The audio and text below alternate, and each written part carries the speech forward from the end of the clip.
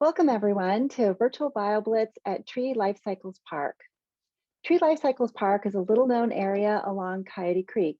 It is basically a spur off the main Coyote Creek Trail near the junction of Highways 85 and 101. BioBlitz events are a great way to see nature in an intimate way. Basically, you're looking at all living things, the biota, over a period of time, a blitz. Our naturalists will look for bugs, birds, plants, and aquatic creatures. This tour at Tree Life Cycles Park and the neighboring Metcalf Ponds is a virtual deep dive nature walk.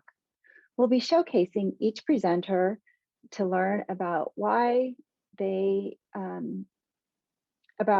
find.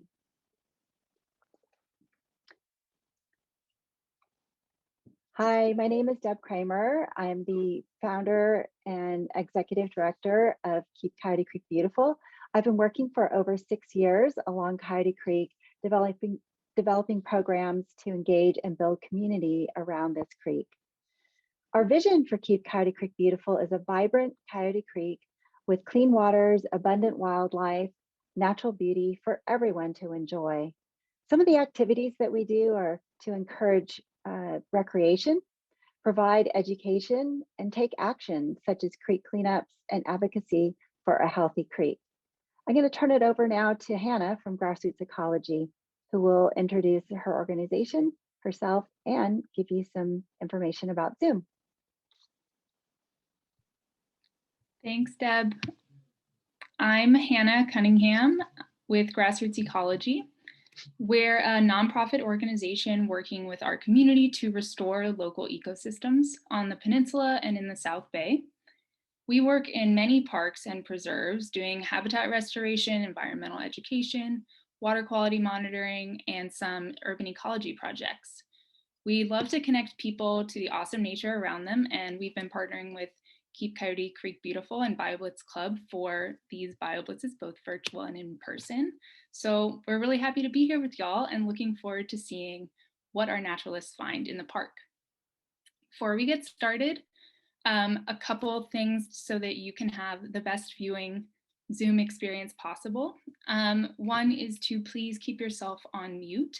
That allows us to highlight the things that our naturalists are seeing in the field. If you have any questions though, which we would love, please put them in the chat and we will be monitoring them and bring them to the naturalists.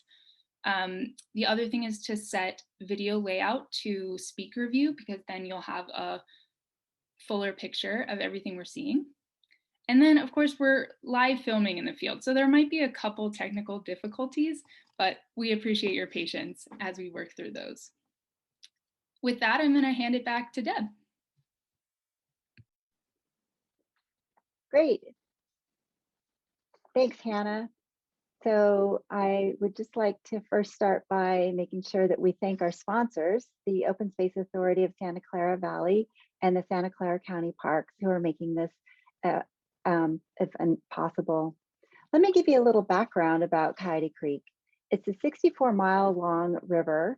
It starts up at Henrico Park and makes a backwards J through Anderson Lake, and then it drops down into Coyote Valley, where Tree Life Cycles Park is, the yellow dot that you see on your map. It runs past downtown San Jose, past Milpitas, and into San Francisco Bay. The area that this watershed covers is about 1.5 Lake Tahoes, so it's quite vast in territory. To give you a little bit more of a zoom in on where we are today, Tree Life Cycles Park is located at approximately the junction of 101 and 85. And you'll notice from the map that you can see Metcalf Ponds just south of it. And then there's also the Metcalf Energy Station. And those you would see as you're driving along Highway 101. Just north is the exit Silicon Valley Blvd.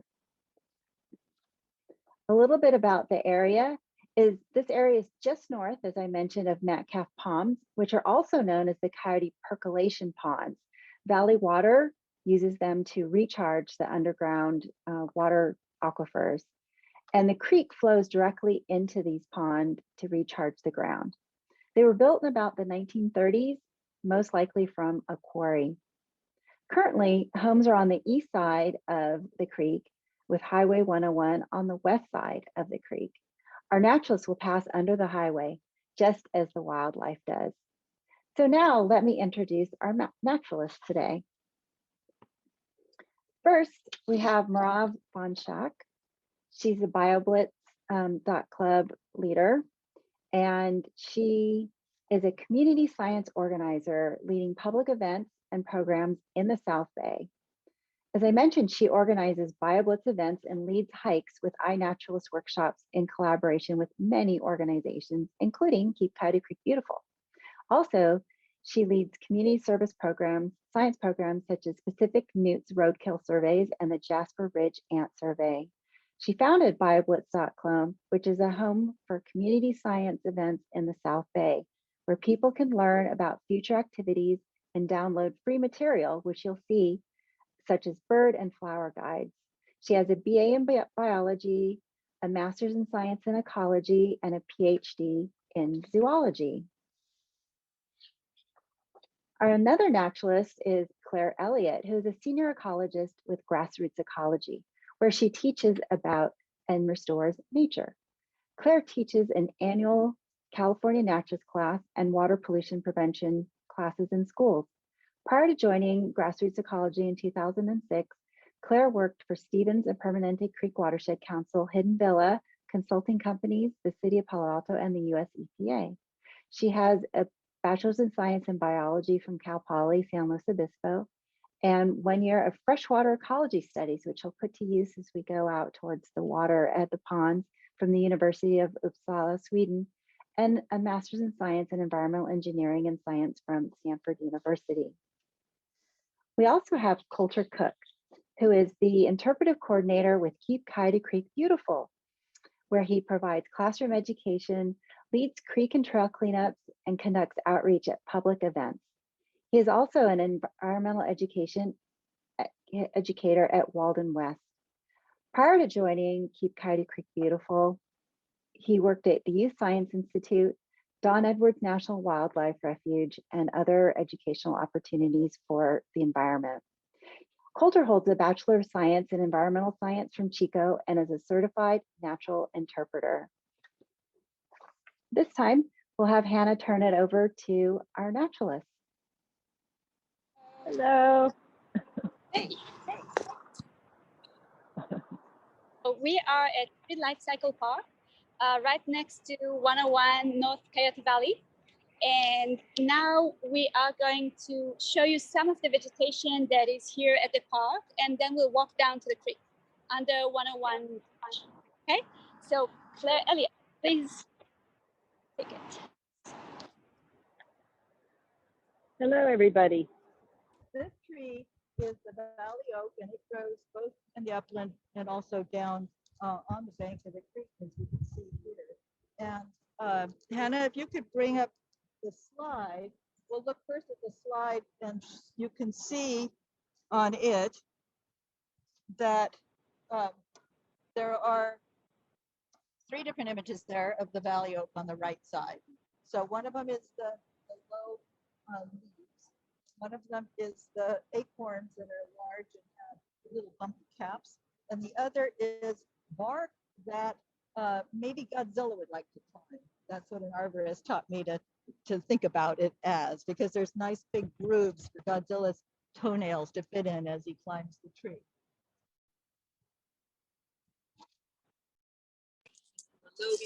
Yeah, so can you see this huge acorn right here? And then, yeah, let's look at the leaves. So this is the valley oak leaf. Okay, very lobed, deeply lobed, right? Lobed, and that's why it's Quercus lobata is the species name. It's a deciduous tree, so during the winter it's easy to tell that it's not a live oak because it loses all of its leaves. So now we're going to turn it over to Merav to show you some really cool symbiotic relationships between the oak tree and some insects. Awesome. Thank you, Claire. Yes. Okay. So some of you might have noticed in the past these huge valley oaks that are pretty common in our area. And maybe you noticed that they have big apples. But of course, Claire just showed you that oak trees, they don't grow apples, they grow acorns. So anything you see on an oak tree that is not a leaf or an acorn or, the twigs on the tree is actually a gall, like this one. So this big apple is not really an apple. It's like a spongy material inside.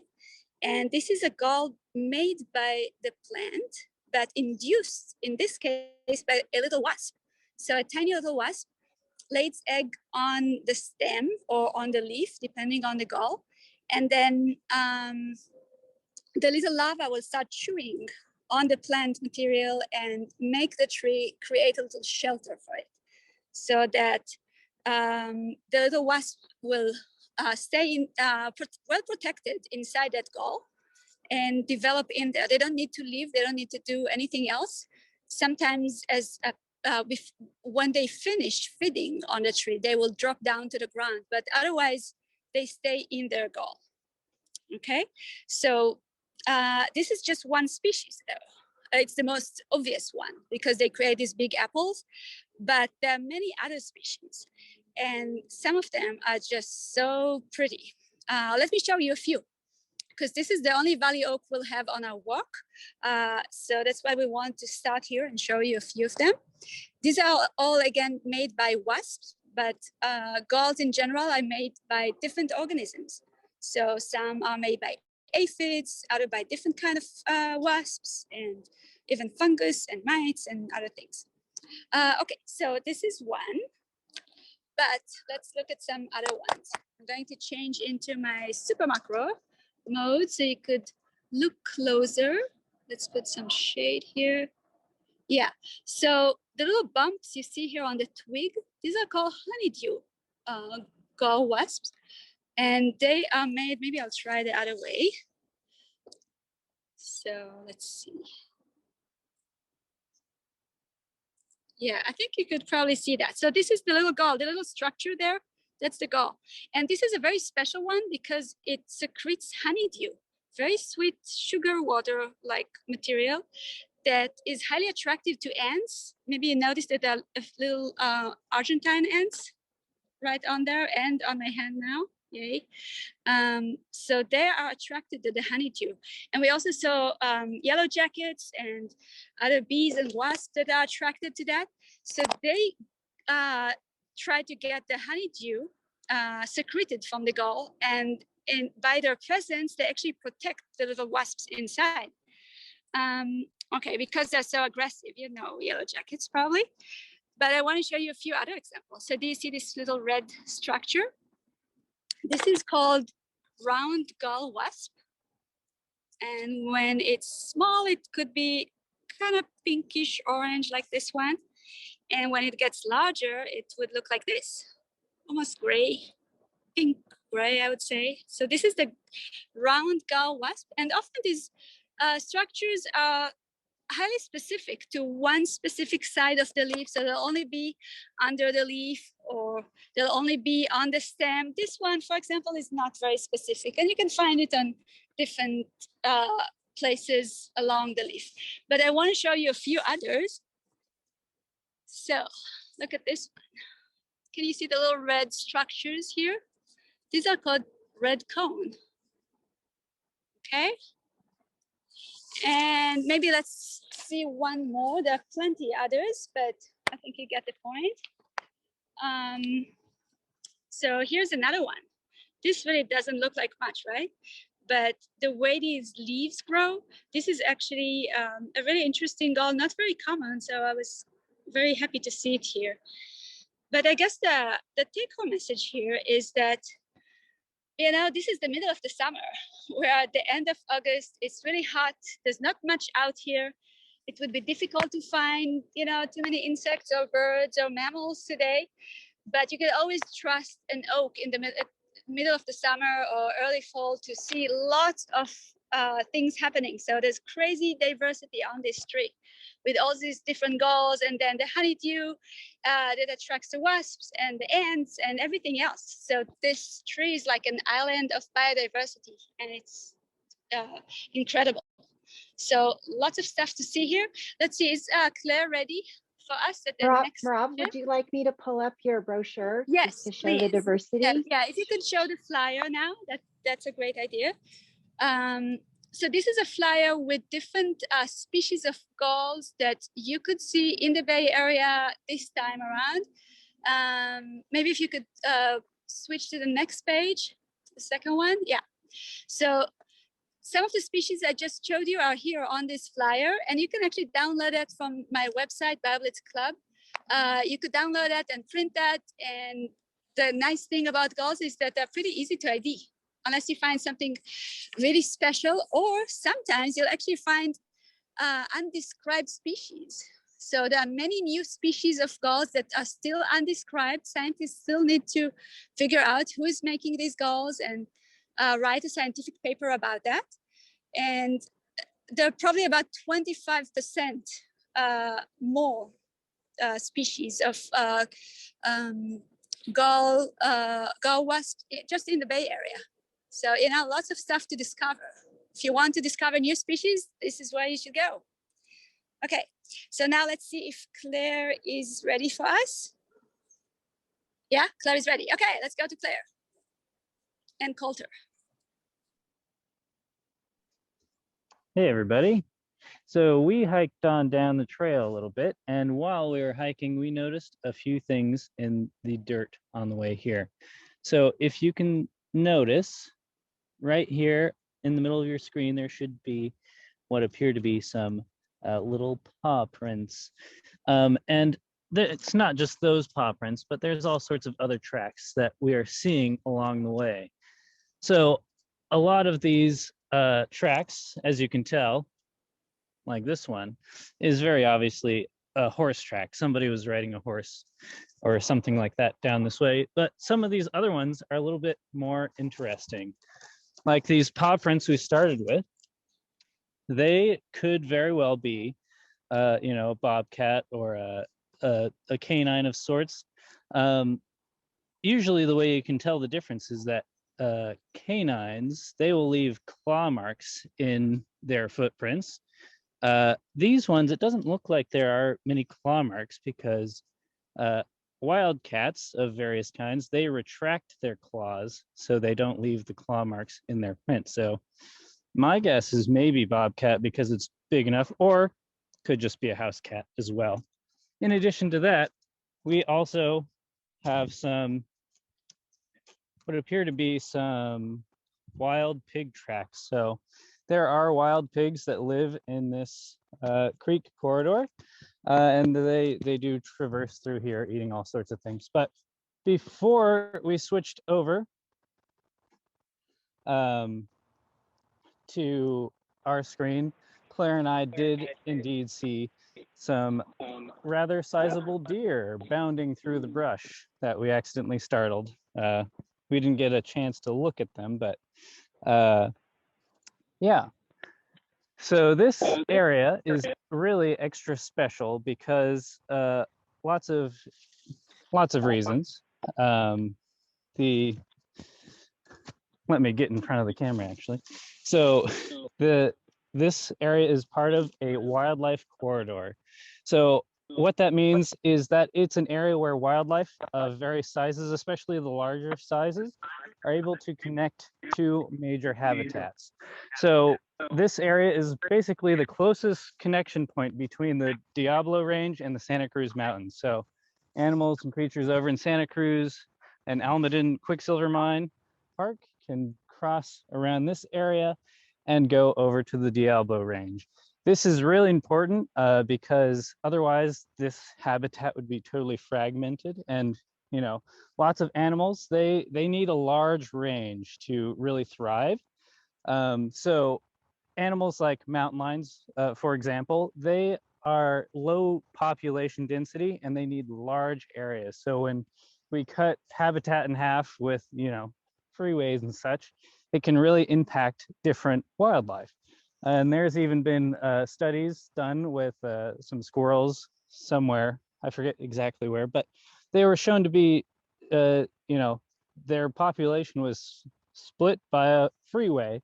And then over time, those two populations became genetically distinct-ish. Not enough to be like different species, but it shows that the actions and the things that we build actually have an impact on the wildlife. And sometimes that can be negative impacts. So this area is really, really important for wildlife to traverse through this sort of watershed. And as you might well imagine, this is also the area where there is a high amount of actual roadkill that happens. So a lot of these wildlife, like bobcats and the deer that I mentioned earlier, and all sorts of other creatures, and badgers and all sorts of things, bobcats, they get hit by cars. And actually, a lot of the incidents aren't happening here on 101. Our 101 bridge is right here, at least, is sort of lofty. It's up high. But a lot of it actually happens on Monterey Road, which is parallel to the freeway, but is on that lower ground. So, and that's a lot of animals coming from, you know, the areas over there, the wetlands over there, and they're traveling over here, and you know, people driving fast or not paying attention, you know, it harms the wildlife. And if you think about it, it is also an economic cost, thinking like how many accidents, and you know, when a car hits an animal, it's not like the car is undamaged. So keeping that in mind as well. So yeah, this is a very critical area, and the Open Space Authority and other agencies are working hard on trying to make it easier for wildlife to cross here, so that their populations can be more healthy. All right. Well, I'm going to take over. I'm not sure if I'm talking through my phone or we're down here getting into the riparian vegetation, and we've got a lot of non-natives like the smilo grass and the fennel. The fennel is at least providing some habitat for the swallowtail butterfly. But we have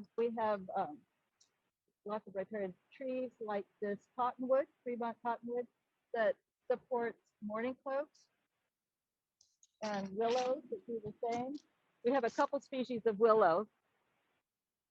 We can get closer to one. I hope it's not a bad echo for everybody.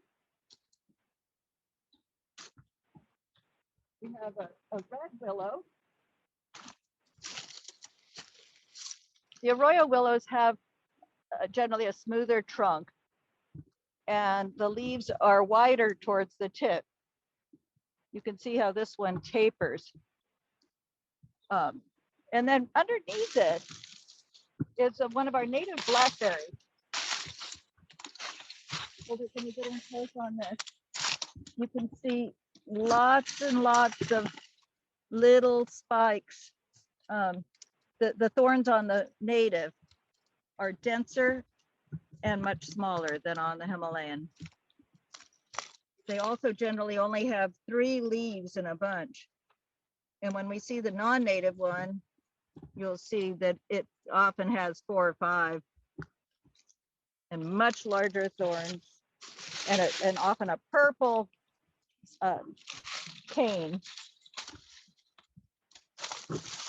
So now we're going to follow Merav into the creek bed itself. Unless Merav found something else for us to see. Yeah, maybe, do you want to mention the coast slide? Oh, right. Maybe we can go back to the slide to start with, and then we'll look at the real thing. So the coast live oak has the leaf that's very concave with lots of spines on the leaf. They think that the species name Aquifolia was actually supposed to be Agrifolia. No, I mean the other way around. It is Agrifolia, but it should be aqua because aqua means spine. Okay, and then it's got acorns that have like scales on the cap rather than the bumps. I don't know if this one has any acorns, you see? Oh, here's a little tiny one. Yeah. I'll just pick it and hold it up close. Maybe. Well, you guys can see it on the slide. They're like little shingles instead of the warty surface on the cap of the valley. And then the trunks are generally much smoother. So it'd be really hard for Godzilla to get his toenails into that trunk. All right, do you see any galls? Yeah, no, so unfortunately not too many. I think the next oak has more. So maybe we could go there. But I did want to show you this feather that I found on the ground. So just like we look at animal tracks to see what kind of mammals walk here when we're not around, bird feathers are a great way to tell which birds are here when we don't necessarily see them. I can't identify this feather, but I did take some photos. I mean, it's pretty cool. Hopefully you can get a good view of it. But I took some photos that I will share later on iNaturalist, which is this smartphone app that we use to share nature observations. And sometimes the app itself will identify feathers, sometimes correctly. But there are also real people that will look at our observations later, and some of them are great experts that might be able to identify this. So to me, this might be an owl, but I really don't know. I mean, the colors are pretty nice and super soft, but I'm not sure because it's just so much plumage and not much of a feather. So. The larger flight feathers on the owl have feathers going both ways to make it so that when you move it through the air, you can't hear them. Yeah. Okay. That's very pretty. Let's walk. Right now we're walking down a trail that sort of is parallel to the parking lot. So the parking lot is up there. That's where we started this morning and we headed down this way. Currently heading toward the creek. And you can see all this different sort of greenery around, some orangey leaves. Looks like a buckeye over there. And here we have some poison oak. So it's another plant that lives here in a lot of the riparian corridor that causes a rash in a lot of people. I'm sure much of the audience already knows this, but if you were to learn any plants in your local area, I suggest that be your plant. I encourage you to learn all your plants, but that one's pretty important. Quick look at these willows here. And then Hannah said there was a question. So this is a narrow leaf willow. As you can see, very narrow leaves compared to the red willow we looked at. It's Salix exigua. It's also called sandbar willow, which makes sense because that's often where it grows, is on the bars created by creeks. There's a new non-native, which is the Fuller's teasel you see popping up over the coyote brush. So the coyote brush is a wonderful native plant. It supports hundreds of species of invertebrates, but the Fuller's teasel maybe has one or two that comes to visit it. Although Merav has told me that it does form some habitat for little frogs, because he found one living in the pool caused by where the leaves attach to the stem. So that's kind of fun. There's also a lot of mustard, but yay, some native blackberries growing in there again. So here is the question from the audience, from Quran. It's two parts. Are non-native plant species also drought tolerant as drought tolerant as native species? And do we expect their numbers to get affected with the current drought conditions in California? Do the native species?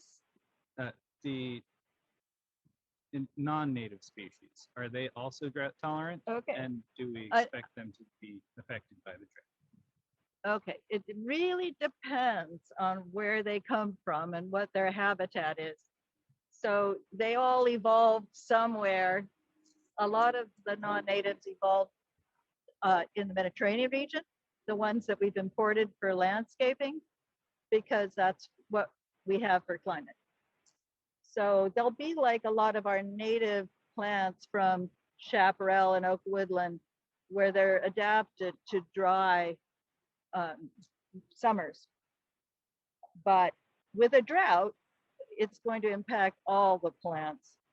And we really need to focus on the native chaparral plants if we're installing plants, so we have more habitat value, but also drought tolerant. We can plant a lot of native plants that aren't drought tolerant because they live in marshes and wetlands. So yeah. I hope that answers.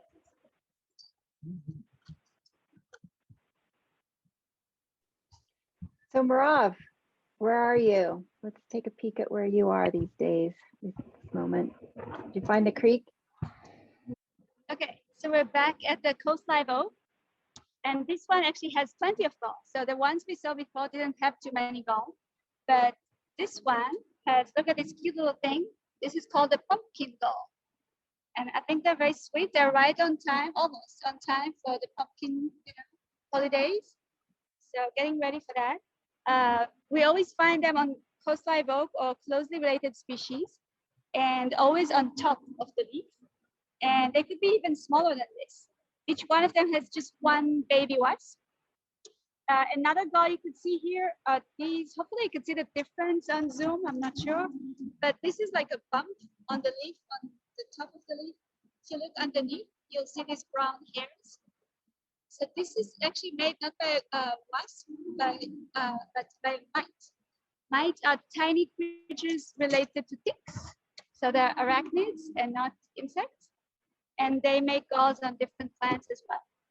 And sometimes the plants could be covered with them.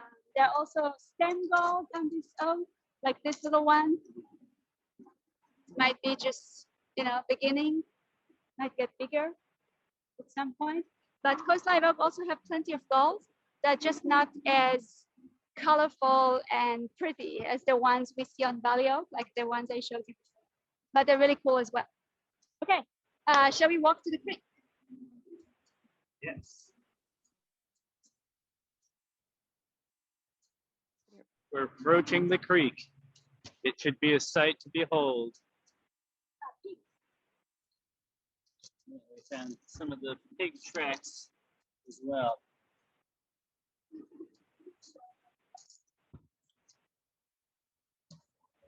And there above us is 101.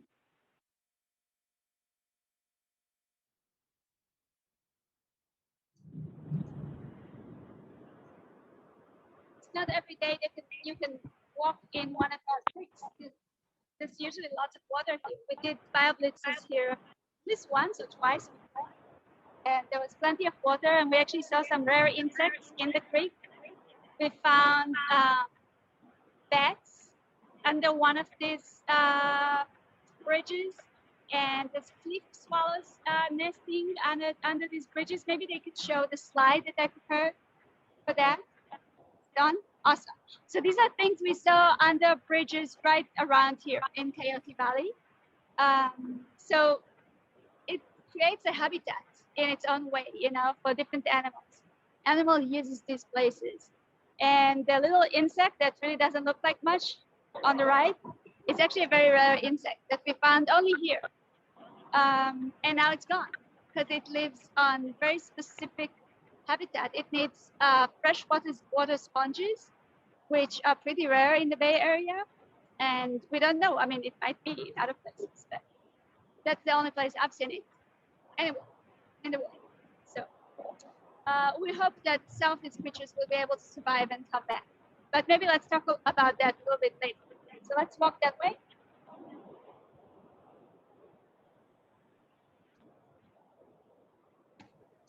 So let me just talk a little bit about Anderson Reservoir, which is the main source of the water for Coyote Creek, which it flows through.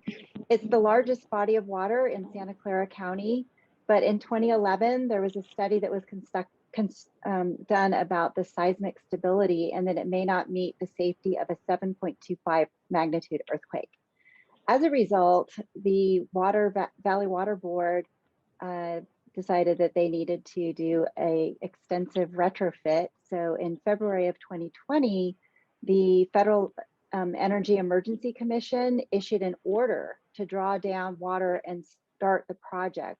And this was because in 2017, there was so much water, the Oroville Dam had a crack in it. So what you're seeing on the screen right now is the Anderson Reservoir at Dead Pool, which is about 3% of its capacity. But actually, when you see the water, it's about the size of Stevens Creek Reservoir. So this project to update the dam will include replacing the spillway, which is what caused the flood in 2017, and reconstruction of the embankment. It started in July of 2021 was the groundbreaking, and the project is supposed to be finished in 2032. So there you have a little bit of information about why the creek is so dry.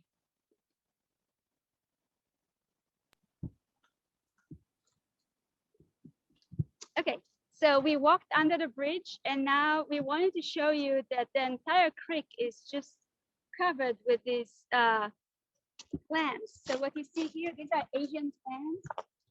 They look like this. This is a pretty large one. They don't get much larger than this. And these are all Asian clams. So if you get closer with your camera, maybe they could see that there are thousands of them. Because this is just one little area in the creek, but the creek is just covered with these. This is a non-native clam called the Asian clam that has been spreading in North America for almost 100 years now. And they're still spreading. So they're still getting to new habitats. It's very difficult to avoid just them being spread, but they're trying to do that because it costs a lot of money. They cause lots of damage to pipes, to different things. So, but it's almost impossible to prevent the invasion. But we wonder what will happen now. Obviously, all of them are dead. All these clams are dried now, but some of them are still alive in a few of the reservoirs, like the one that we're walking to now. So they'll be able to spread again from these spots, probably back into the rest of the creek.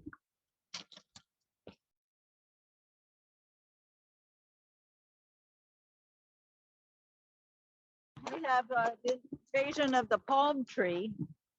There's 3 palm trees within view right here, and 1 fig tree. Fig trees find themselves in creeks because birds poop them out. The palms, I guess it's the same thing because they have an edible fruit. Yeah, But they are much harder to deal with because you can't compost them. They have to be disposed of in a landfill. And so the cost of removing them is much higher. We had a grant to remove a bunch of them along Redwood Creek in Redwood City, but a whole lot of the money went to just disposing of the palms. So one good task if you're a creek walker is to remove any little baby palms when they're tiny, because that's much easier to do. So when they get to be this size or the size of that one there, it's a lot of work.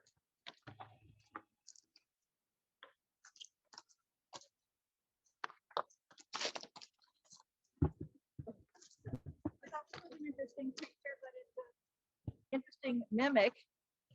You can see that people do fish here. That's a rubber worm for you. We pulled out a bunch of fishing tackle when we were here on Monday.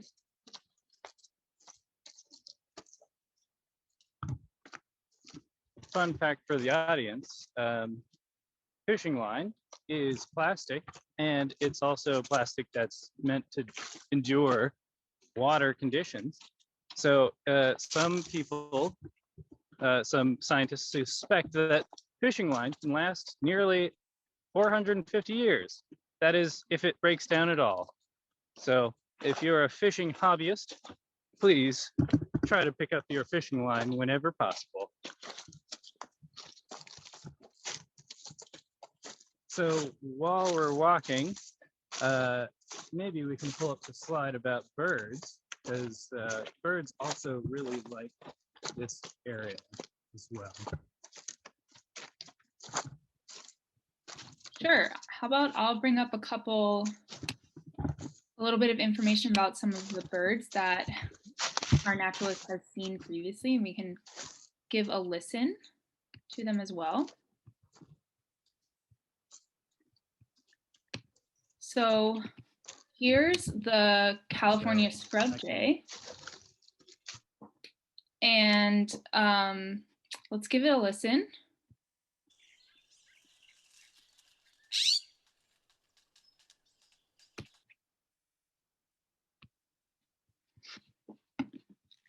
Let's see. Deb, are you able to hear that? Yes, I could hear it squawk. The squawk. Yep, so that one's a pretty common bird in the area. Should I share another one? Yeah, how about the Nettles woodpecker? Because they nest in those cottonwoods that we saw. Perfect, yes. This is the Nettles woodpecker. It's, I think, fairly common, though probably not as common as the acorn woodpecker, but it's a really pretty little bird. You can look for this little red, it's not quite a cap, more like a fat streak, and these really beautiful feathers that it has. Let's hear it.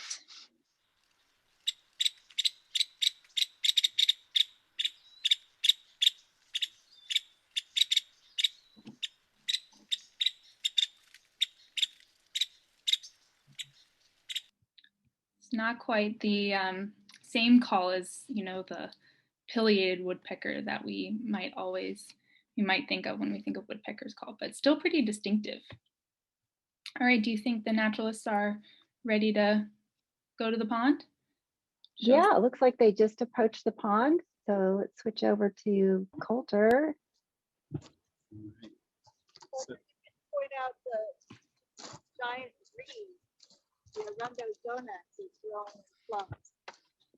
Yes, so we have now arrived at our body of water, a nice area of moisture after all of that dryness. So up here on the banks, you'll see a big bushel of plants, and they're all around here. So it's like a big donut of this plant, and this plant is called Arundo. It is an invasive species here in the creek, and as far as I'm aware, the way it spreads is that pieces of it float off in the creek and other bodies of water and float, sort of establish themselves along the edges of creeks and other bodies of water.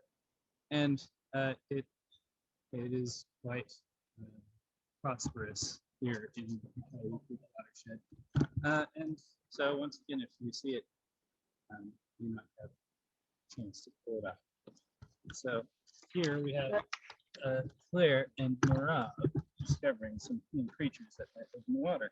Yeah, so we have a rock I've turned over that's covered with Planaria, little flatworms. They're down there.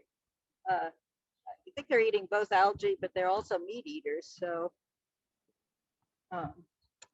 they're providing scavenger service. I found mayflies and damselflies, the larvae of the adult flies. Hopefully we'll find those again today. So this damselfly is big enough that you can see its tail. They have the gills on plates in the back, unlike their cousins, the dragonflies, and they have their gills up their abdomens. So when they suck water in, they're also breathing, and then they squirt it out and it makes them move forward.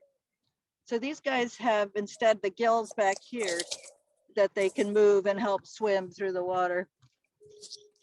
So the difference between them and the dragonfly as adults is that they hold their wings together across their back instead of open when they're sitting still on a vegetation.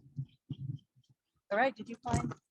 Yeah, I want to show you this leech. Can you see my leech? Yeah, look at that.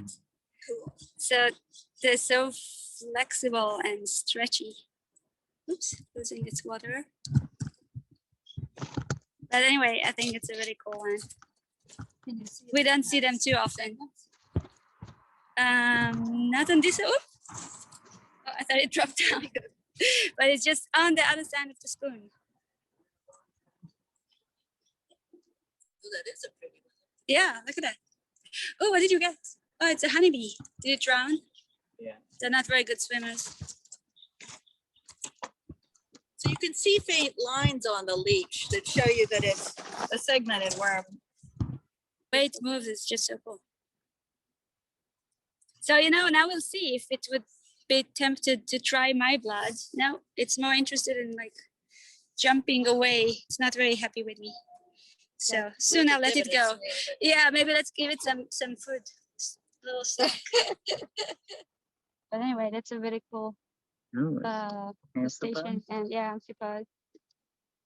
It is really long. I think these are legs, not antenna. Hmm. Did you take a picture of it, Merav? You want to share it?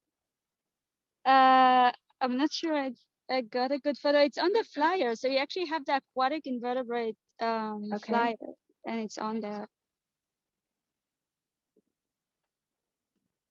And then we also have the other pictures too. So I'm trying to get the flat one. That's pretty cool. Which one was it?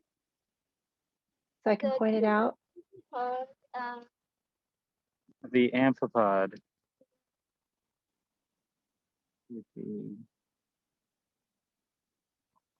Mm-hmm. impossible. Pick it up. Now I have it on my fingernail. Come on.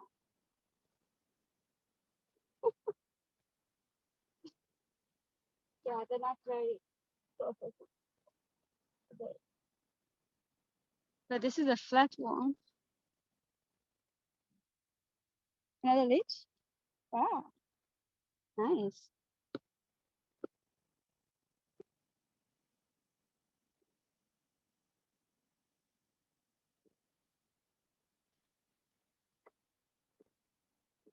So yeah, so this is a flatworm, and if you want, you could Google deep look KQED videos and look for the flatworm video, but watch out, it's kind of gross because they cut it.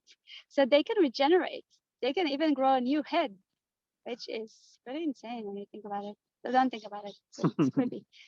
But these are really awesome creatures. And we find them in the creek almost anywhere because they're very tolerant to pollution. They don't care if the creek is clean or not. We'll find them. Other creatures are more, could be used as indicators. Like some creatures, we only find them if the water is very clean.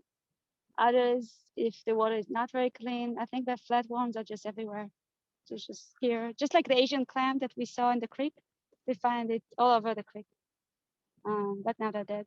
So it'll be really interesting to see what we find in our next events. Once the creek will hopefully get some more water, because the dam project is going to take about 10 years to complete. So by then, even some species that can somewhat tolerate these conditions might be gone. So we'll see.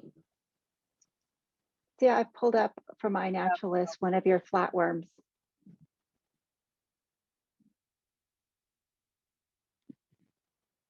Yeah, so just like Merav said, you can find them just about anywhere.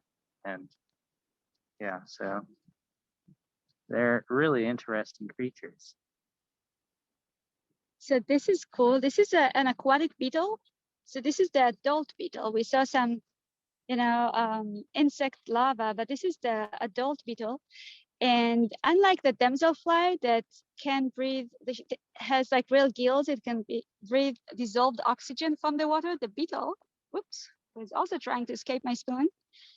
The beetle needs to get atmospheric air. So they go up to the surface, and then they get a bubble of air that they trap on their abdomen.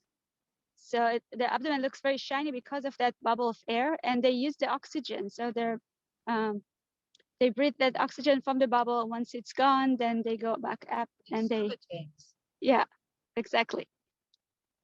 So that's a really nice system. So when you look at these aquatic invertebrates, you always need to think how they get their oxygen, how they survive when, you know, the creek dries out. So this beetle has wings. It could probably fly to a new place. Not too far away, I would guess, because it's so tiny. But at least they have that option. Other creatures don't. Talking about oxygen, the water here is losing oxygen as it warms up. And one example of that is when you're making spaghetti and you know the water is boiling because there's bubbles coming out. So the gases get driven out as the water temperature increases. So that's one thing that makes it more stressful for organisms in a pond like this. It already doesn't have moving water except for anything ripples from the wind. But then when it gets shallow and warm, oxygen is even lower. So let's pray for a good wet year this year. Hey, Rob? Hey, Colter? Mhm. For sure. So, you know, there's a lot of life here in the creek and in these ponds. And now that the creek is completely dry, we wonder what's going to happen. So whether some of these animals will disappear, what would happen with the native species, all that. Some of them might do better than others. And this is like a huge ecological experiment. So we'll be doing our BioBlitzes and, you know, probably learn more about that because we've been collecting data here for 4 years now. So we'll probably learn more about that as we go. And yeah, you can see the 3 of us right here, keeping our distance. Just past that little snag, 2 large fish just jumped out of the water. Oh, cool. Yeah, so some of the fish, you know, are still here, but the thing is that in the reservoir, the water is warmer than in the creek, which is better for the non-native fish and really not great for the native fish. So, but they should be able to somewhat tolerate that. So hopefully we'll get some more water in the creek soon, and that will help the fish as well. But we can also get fish from Penitencia Creek if it will be connected, and it's not connected to Coyote Creek now for the past few years. So, you know, there are lots of really interesting questions here. But I wonder if other people have questions. Huh? So let's see if we could hear them. I think we can't actually hear them. Let's see. We should be. We don't seem to have any additional questions. If anyone has one, can you put it in there right now? And in the meantime, today we had Merav Vonshak and Claire Elliott who were presenting along with Colter Cook, and myself and Hannah were in the background doing the production. You guys ready to wrap up? I believe so. Okay. Thanks everyone for participating. Yeah, thanks everyone. Thank you. Bye.